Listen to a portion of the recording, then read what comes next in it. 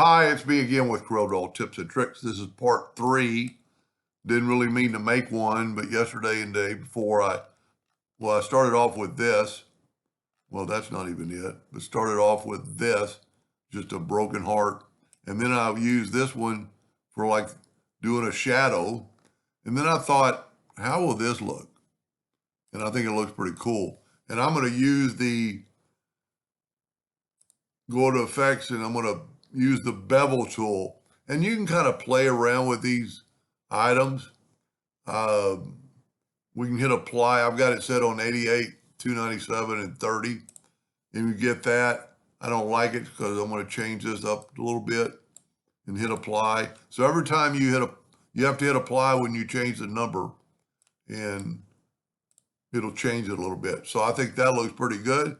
Then just go to the other side. Those numbers are still saved. And then you have that right there. And just play around with your distance. You know, you don't want it too much.